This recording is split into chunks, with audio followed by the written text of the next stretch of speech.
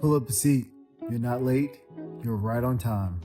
Hey, welcome to Open Chair Podcast. So, all right, you ready for another episode? This one is going to be a good one, I think. It's something that I've been thinking about and I don't know, somewhat grappling with for at least a couple of weeks. And I think that you might appreciate this too, especially in today's day and age in the world that we're living in. A lot of people are lacking trust of one another.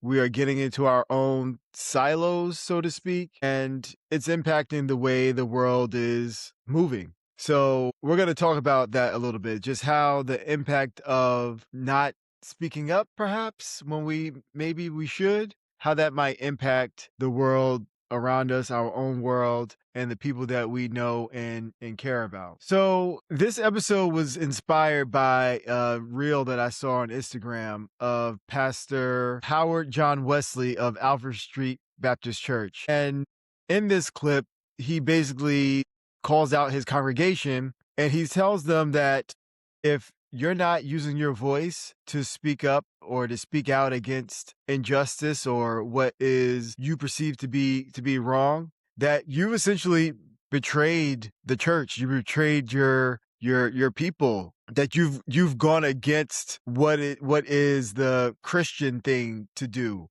by not using your voice.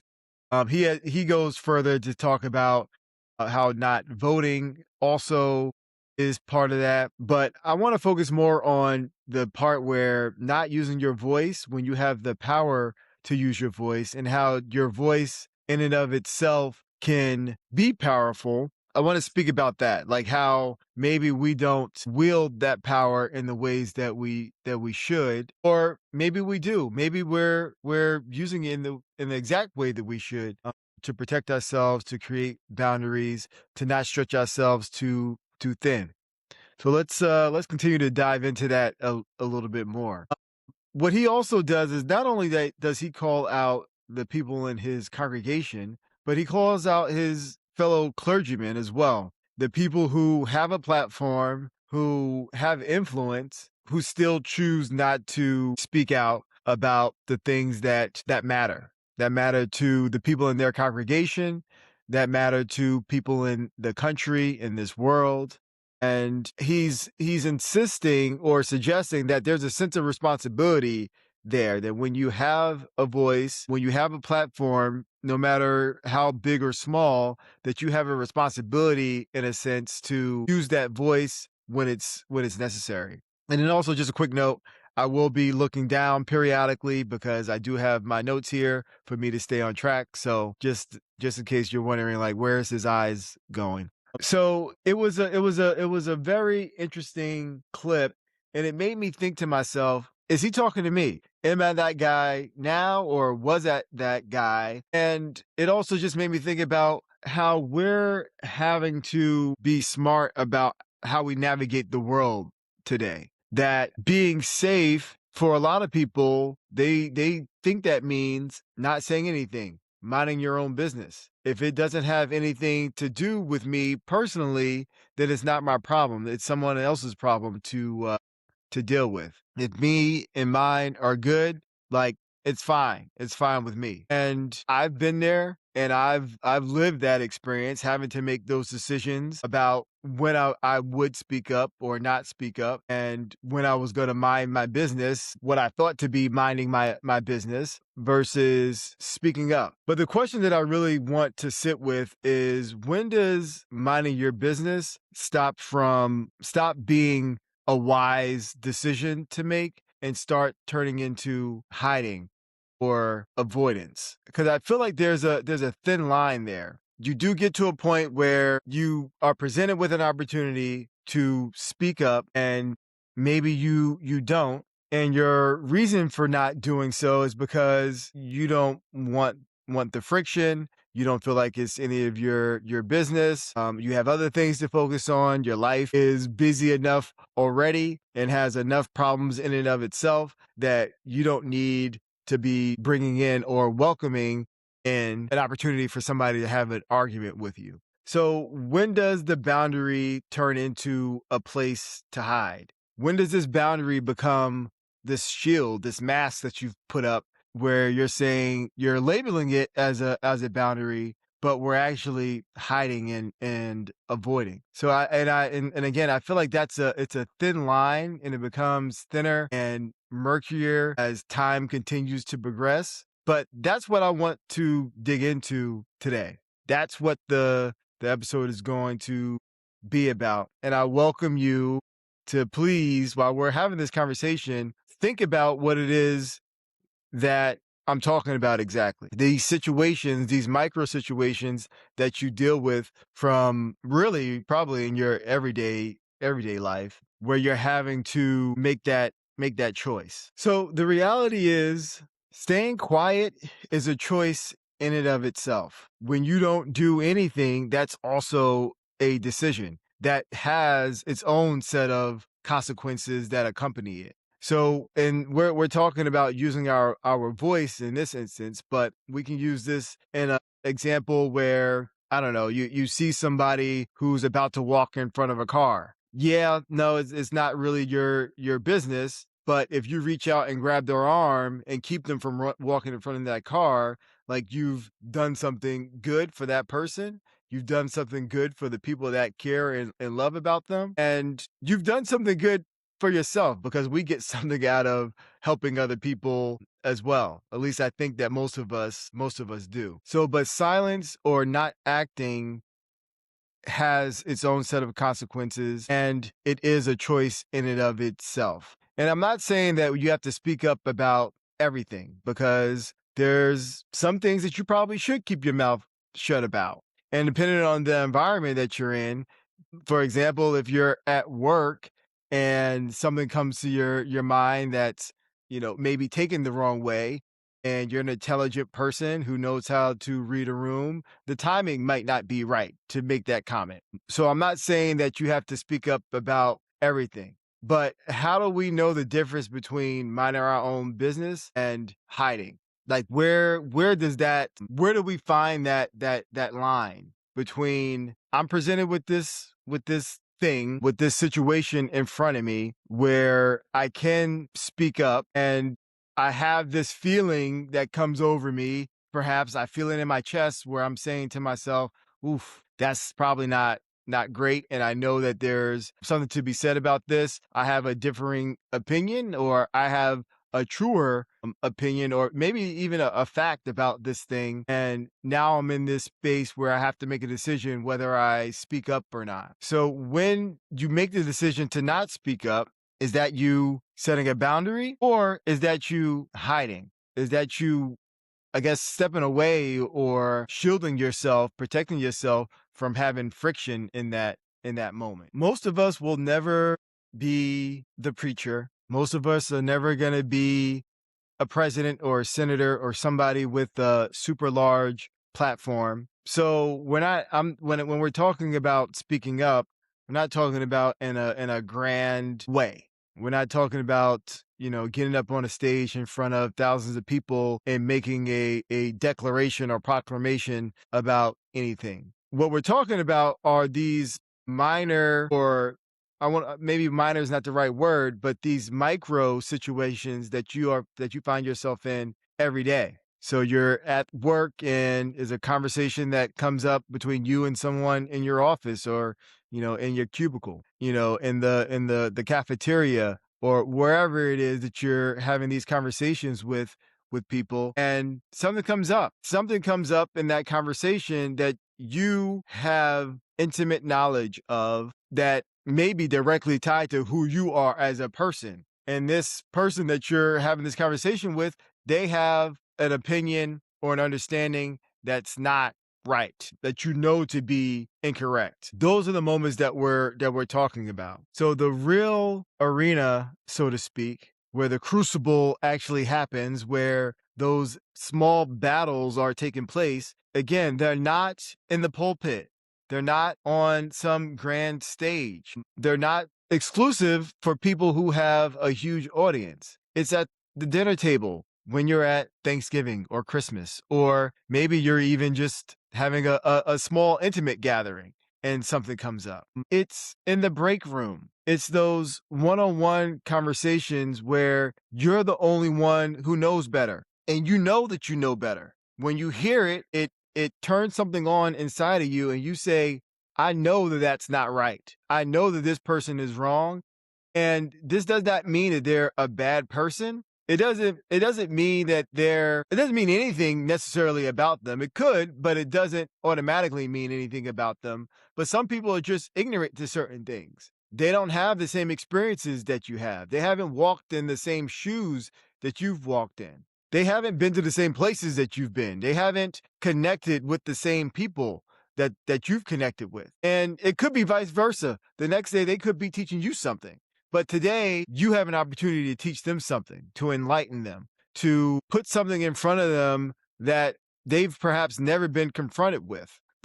It's not a knock on who they are as a person. Maybe they just don't know. They don't know any better. And you have an opportunity to give them this different opinion, this different perspective, this truer perspective, because you've lived it and you know better. And they don't. Not yet, at least. So I've had situations where I was the guy who stays silent. And one example that I'll use is people used to call me an Oreo, black on the outside, white on the inside. And I would hear that from honestly from black and white people alike. But I would hear from some of my white coworkers or even friends. They would say like, yeah, you're black, but you're white on the inside, like us. And at the time when these things were happening initially, I laughed. I didn't correct them. I interpreted it as being part of the team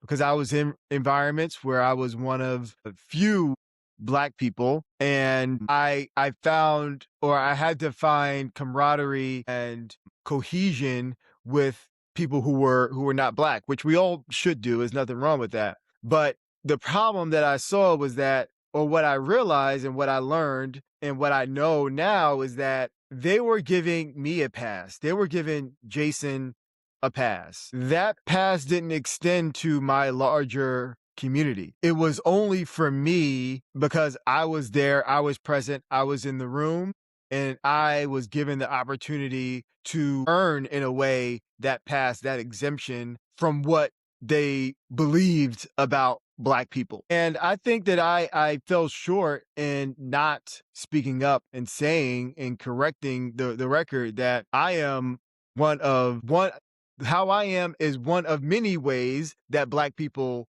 can be. And that there are many black people who are like me. Most of the black people I know are more like me than they aren't. But those people who were calling me an Oreo, they didn't know that.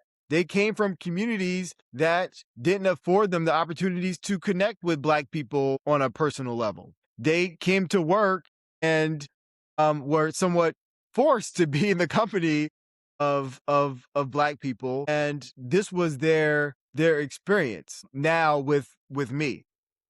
And my failure to speak up in those moments allowed for whatever bias they may have had, or whatever assumptions that they were making about black people. It allowed for it to continue into the next room or the next interaction that they have with a black person who doesn't have the privilege or the opportunity to earn that exemption, the exemption that I received. It's not transferable. And that's where I failed on my responsibility to speak up and to set the record straight when I knew better. And I knew that they didn't know better. Eventually I did. Maybe not in the moment, but eventually I knew that they didn't know better. And I abdicated my responsibility in a way by not speaking up. And it didn't have to be, again, in any grandiose way. It didn't have to be in a disrespectful way, but it should have been said. It should have been said. So that's something that I've learned from, and now realize like it wasn't a laughing matter like I treated it as. But the self-preservation, it's real. Laughing instead of speaking up feels like belonging. It feels like safety. It feels like, you're part of a team or a brotherhood, so to speak. But when we're speaking about the big picture, speaking up does not necessarily mean that you're going to be stripped of that connection with those people. Speaking up actually makes your experience even that much better because now they know you better than they did before. And they know where you come from and the people that you come from better than they did before. And again, that allows for them to show up in a better way for you and your interactions going forward, but also in turn, when they go out into the world, inevitably they will, and they'll interact with somebody who is like you from your community, from your demographic, from your whatever category, your profession, or whatever the case may be. And if you didn't set the record straight, their stereotype, their bias is going to show up in that moment. And I'll throw this out there too. Like I've had to do this with law enforcement, for example.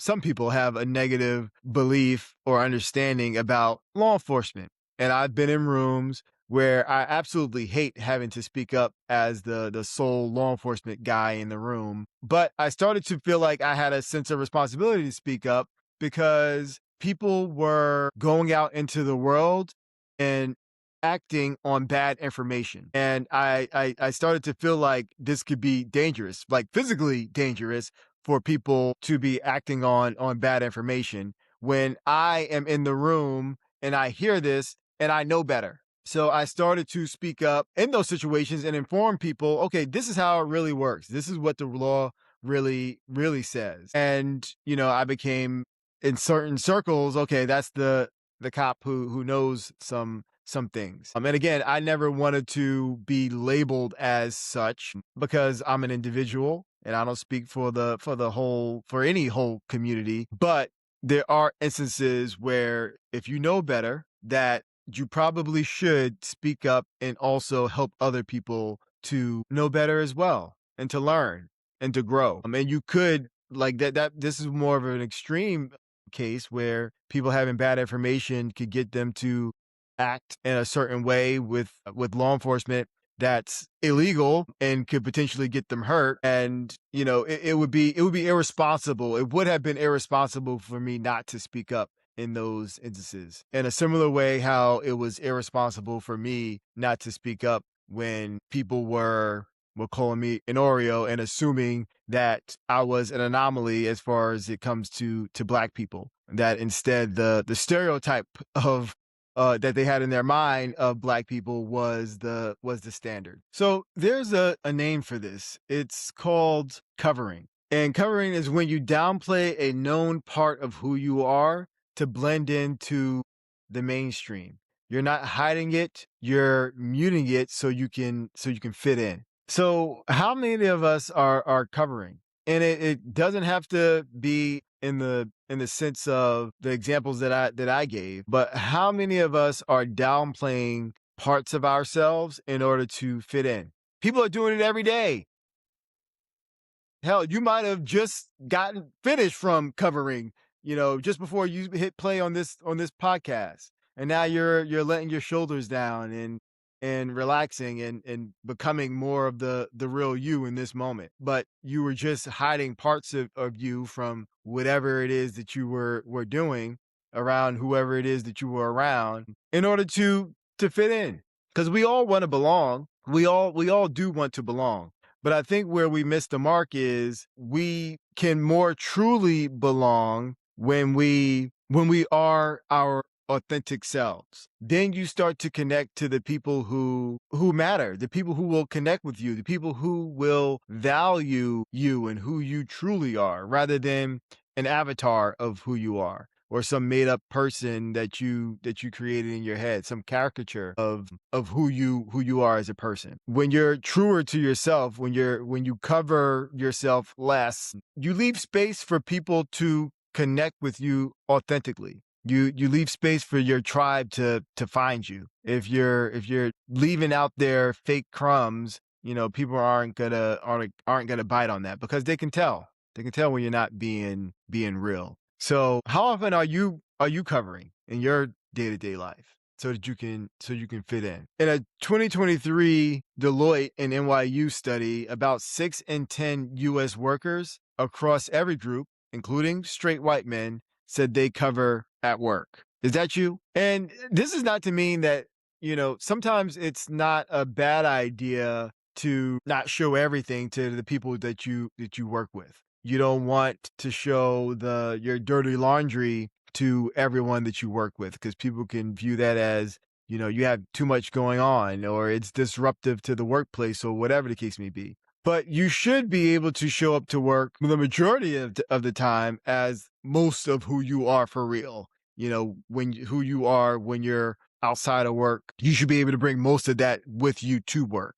If the majority of that is a made up version of you, we're doing something wrong. And that's not fair to you, and that's not fair to the people who are around you, who could be making authentic connections with you. So there are about 4 reasons why people decide to keep quiet. And they boil it down to boundaries, but it's more than just boundaries. Boundaries is the easy button, or the easy word that we've all come accustomed to recently, I would say, over the last, I don't know, maybe it's closer to a decade or so, but that's boundaries is one of those words that people use pretty frequently. But what they mean by that is, I don't speak for the whole community, which is legitimate. I get that, and I've never wanted to be the person to speak for the whole community. You don't want to be drafted as the spokesperson for an entire community when you don't have the same exact experiences as other people in your community. That's true. Your experiences, they're not going to be singular. There's going to be a large swath of different experiences that people are having within the same community. So I get it. You don't want to be a spokesman for the whole community. So that's one of those things that what people mean when they say boundary. That's one of those things that they mean, is that, yeah, I'm not going to speak for everybody on this. So I kind of rather keep to myself on that. Another one is just not me. I'm not the activist type. And of course, not everybody is built for the streets. Not everybody is going to be spending their nights and weekends painting picket signs and going and marching in the streets, or, picketing in front of a courthouse, or whatever the case may be. So again, I get it. People are labeling I'm not an activist as like that's a boundary. And again, everybody is not built to do that kind of work, and probably everybody shouldn't be doing that kind of work, because I think it does take particular types of people, to who can withstand the things that come with being out on the street, and picketing and protesting and all of those things. So there are people who are built for that, and if you know that that's not you, that's absolutely fine. There's also those people who say, like, okay, this is a boundary of mine because for me, it hasn't been that bad. Maybe people are exaggerating their experiences, and people might label that belief as a boundary, but that I don't believe is a boundary. That's basically delegitimizing someone else's experience and basically calling them a liar. And it's a different animal entirely when you're saying that people are exaggerating because your experience was better than theirs. And we see that, I feel like, just more so nowadays, where we don't believe people. People tell stories about their experiences, and it better be caught on camera, because if it's not, people aren't going to believe it.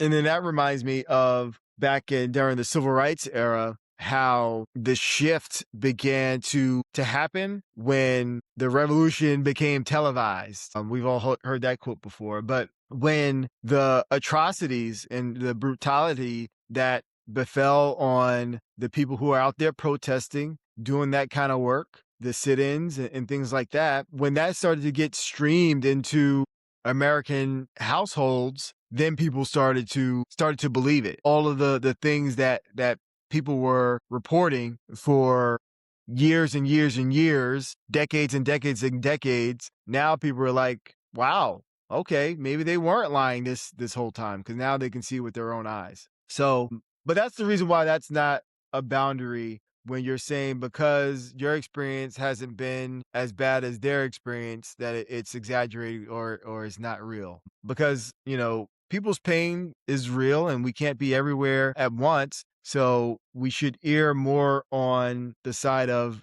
believing people rather than not. Especially we know that crazy things happen. Crazier things have happened. So unless it's completely out to left field, we should believe people, even if it's different, even if they're telling us an experience that they've had that's different than the experience that we've had. Something else that people a reason that people give as to why they stay quiet versus speaking up. And they say like they're not talking about me. The slur that they just used, I'm the exemption. They're not talking about, the kind of person that I am. They're talking about them, talking about these other people. So I don't need to speak up about it because I feel personally exempt. It's they can't be talking about me or I know this person who said this terrible thing. They might be a family member or somebody who you consider to be a friend or an acquaintance. And they said this terrible thing that if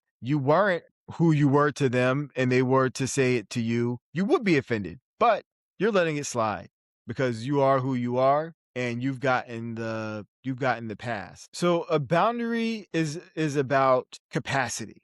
When you have a boundary, you're saying, I can't take on everything at once. I cannot be the person to carry the water for this cause and that cause and everything that's going on. I can't take it all. And that's okay. That's real. You should have boundaries. Avoidance is something different. When you're avoiding it just because you don't want to have friction, because you don't want to be uncomfortable. That's different than a boundary. So if you know that you're in a situation and you're labeling something as a boundary when in reality you're actually avoiding it because you don't want friction, you don't want to be uncomfortable, you don't want to prolong the conversation or the interaction, label it correctly.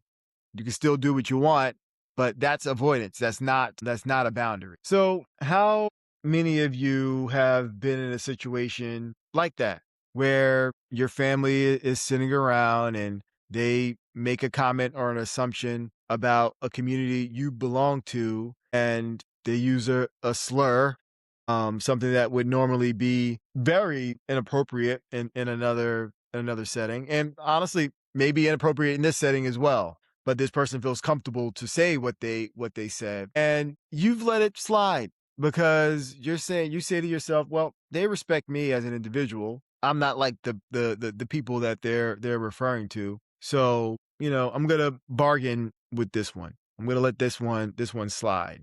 So when you allow for yourself to accept the idea that you're not like others in exchange for your personal safety, and you allow for your personal safety, not physical safety, because yeah, if your physical safety is at risk, then maybe you should keep your mouth shut in some instances for sure. But personal safety as far as emotional safety, again, avoiding the confrontation. And you're allowing that trade-off to set for you to be the exception and for the community to still take the hit, whatever community that might be. And I'm speaking about all communities because this could apply to all communities. In my case, we were talking about me being black, but for you, it could be, you're part of the LGBTQ community. You're part of a career field that is misunderstood. You're from a family that might be misunderstood or misconstrued.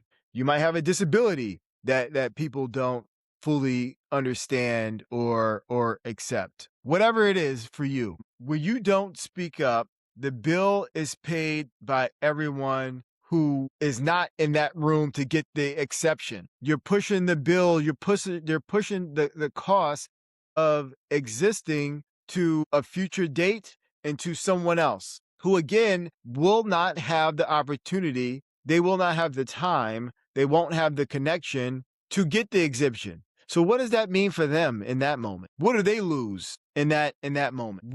How could their situation have been different had you spoke up the day before or a few weeks ago or a few years ago? and set the record straight, and in turn allowed for that situation to be different because that person is informed and more knowledgeable. It's the same bargain that I made back in the day. Belonging versus doing the right thing, or thinking that I was belonging, but I was belonging in an authentic way. I could have belonged more authentically, which again, in my situation, I learned that after I did start to speak up, that it was okay. It was totally fine. That most people, they got it. They understood. And again, they knew me and my community better, and we were all better for it. So you not setting the record straight, you not speaking up when you're the person in the room who knows better, and you're making this assumption that the person who said or did the thing, that they respect you, which could very well be true. They respect you as an individual, but your silent tells him or her that the slur, that the behavior, that whatever it is that you knew was wrong is acceptable. And they're going to carry that into the next room where it lands on someone who didn't get the exception. And not everybody is strong enough or have the tools to be able to combat that. Some people don't have the power to combat that. So this person that you had an opportunity to set the record straight with, they potentially go into another room with a person who has less power than them, where the cards are unevenly stacked, and this person is completely blindsided. Who's on the receiving end of this? They're completely taken off guard, and they have no recourse to correct it. Again, they don't have the power.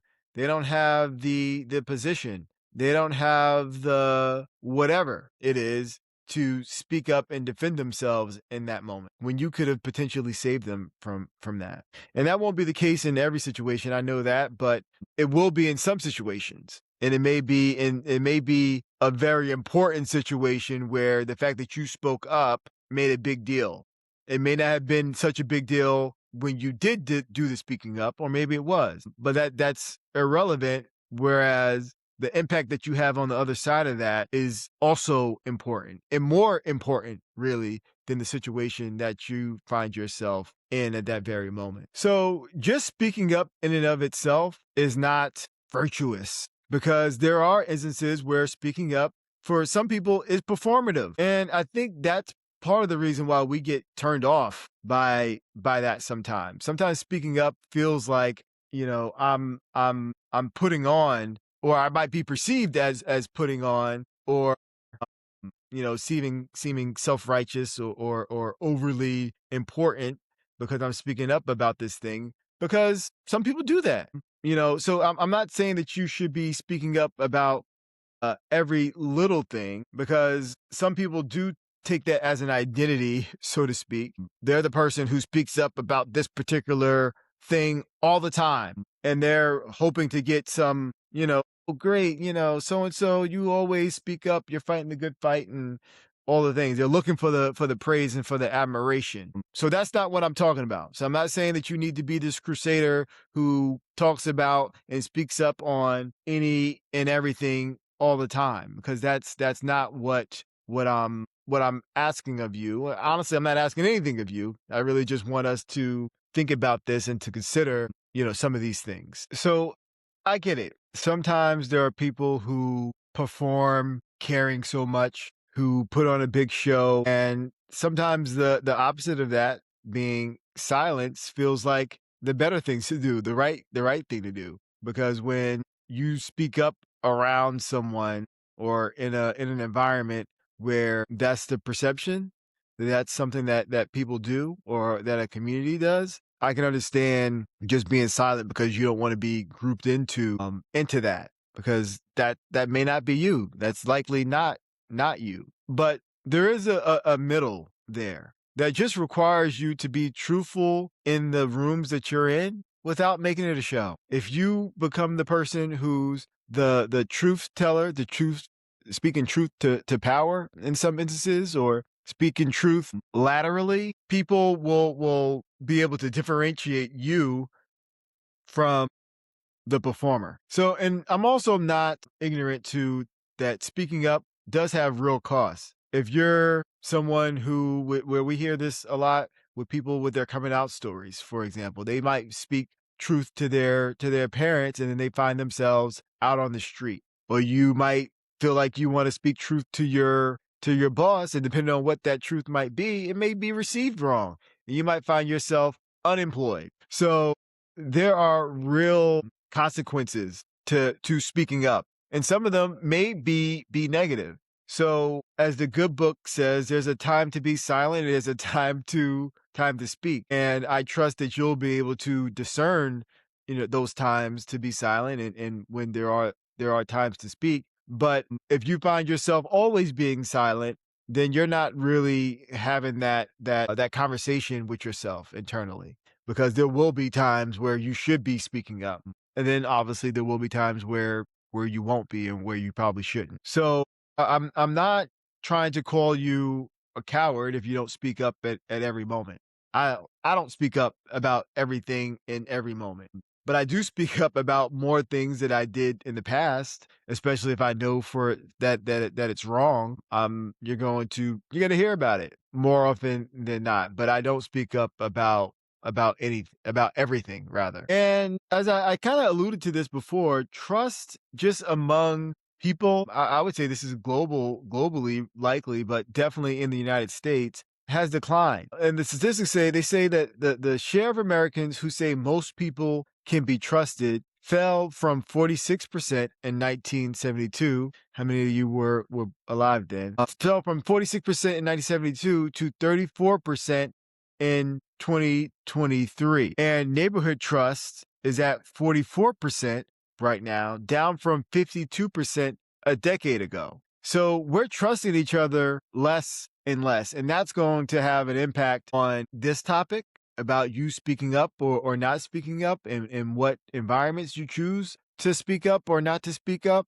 And then when you do speak up, whether or not people are going to believe you. So that's going to have an impact on it, because just in general, we are believing each other less and less. Even when there's video of certain things, people don't believe it. I don't think that's most people, but there are instances where it's undisputable, and then people still find a reason to not believe a thing. So that's what we're also combating, and I hope that we get to a point where we do start to trust each other a bit more. Because I personally believe that there are more good people than there are bad people in this world, in this country. But I'll be honest, it doesn't feel that way all the time, until, at least for me, when I start to interact with people in real life, and I start to close the gap between who they are and who I am, and I realize that we have more in common, most people, than we do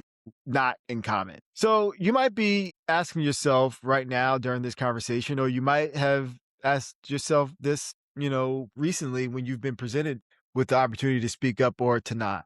Why me? Why you? Why do you or have to be the person to say something? Why do you have to be the person to create friction in this environment? Surely someone else has to be thinking what I'm thinking and be willing to speak up and say the thing that I want to say, but I won't, or I haven't yet. Surely there must be somebody out there to step up and do this virtuous thing, so I don't have to do it. And the truth is, there are 1,000 people thinking that same thought at the same time. Why them? Why me? Why does it have to be me? Looking around and saying, who else can do this? Surely someone else will step up. But you aren't the only one having that thought. And that turns into the bystander effect. The more people who could help, the less responsible any one person feels to act. So everyone waits, no one moves. So the more people that are present during a situation who could help, it's less likely that any one person will step up and actually help, because they think someone else should help or will help. That's the bystander effect. And we hear that in stories all the time. Like, someone will witness an emergency, a car crash, or someone, get significantly injured, and a crowd has gathered, and people have their phones out and they're recording this thing. And everybody's making an assumption that someone called 911. And then it ends up that no one called 911. Everybody is assuming someone else called 911 and that help is on the way. And the person who needs the help is delayed because we're all assuming that someone else will do the right thing, will do the obvious thing. But I challenge you to be that person, to do the obvious thing, to do the thing that is hard, or to do the thing that is just not being done, that you're assuming that other people are doing, because most people are likely not going to do it, again, because of what the bystander effect says. They're assuming that you're going to be the one to do it. So take the guesswork out and just do it. Just do it. Just speak up. Just make the phone call. Just ask the question. So another answer to the why me is because you're the one in the room. You're the one who's there. For such a time as this, you are the one who knows better and who has a voice to say something. No, none of us may not be in that room with you when the opportunity presents itself. And the why you is because you are there. Sometimes it's just that simple. You're the person in the room. You're the person in that arena. You're the person who has to have that small battle, that point of friction, the courage to speak up, to do, to say, to guide, to inform. And it's your responsibility because you're simply the person who's there. You're present to be able to say something. That's it. Sometimes that's the only reason why it's you and why it has to be you. Just that simple. So the idea that either you're some boisterous, loud troublemaker who wants to say something about everything, or you're the person who does nothing, that's a false choice. There is some kind of middle ground there. But that's sometimes how people like to frame it. Is that how you frame it? That you feel like you have to be a crusader or this loud, boisterous poster child for this thing, this community, this whatever, or you just be the silent person because those are not the only options. It's the convenient option because the spokesperson, the crusader, the loud one, that's exhausting. For most people, it'll be very exhausting. So doing nothing, reasonably so, feels like the better choice. It feels like the right choice. It feels like the reasonable decision to make if you're a sane person. So I do get that. But the truth is that the work is not, again, it's not on the grand stage. It's not in the pulpit. It's in the conversations with your brother, with your cousin, with your coworker. It's the conversations that you have, and you're the one who's present. You're the one who's chosen for a time like this. You're the one who's in the room, and you know better. You know that whatever's being said, whatever's being done is not true. It's not right. And you have the ability to speak up about it. Those are the moments that we're talking about. It's the everyday moments that we're presented with to say something, even if it's just you and one other person. No one may not ever know that this thing even happened, that this conversation was even had, that the few words that you had to say changed the trajectory of that person's life who you're speaking to, maybe your own life, or maybe somebody who you know and love and care about, or maybe even a complete stranger, but it may have an impact on somebody beyond you and beyond that situation in a way that you probably couldn't even fathom. And sometimes you'll never know the impact that you've had.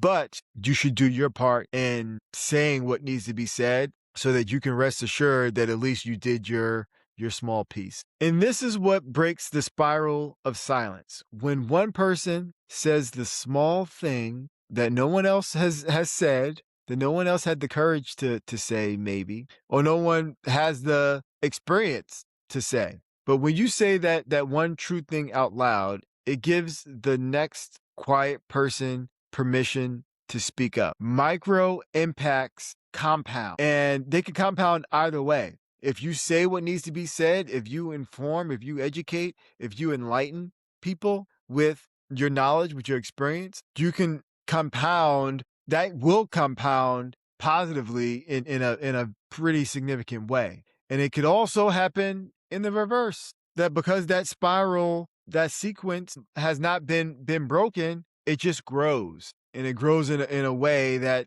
that may not be favorable to you, to your community, or to the world, to the country. And that might seem, you know, grand, but we're all made up this country, every country, this world, although there's billions of people on earth, we are all individuals and we make up what this world is. So your impact, your voice, it all does matter, and it makes a difference. So the spiral of silence is when people think their opinion is in the minority. They stay quiet to avoid being isolated, and that silence makes the majority view look even bigger, which makes the next person even quieter. So I'll give that to you one more time.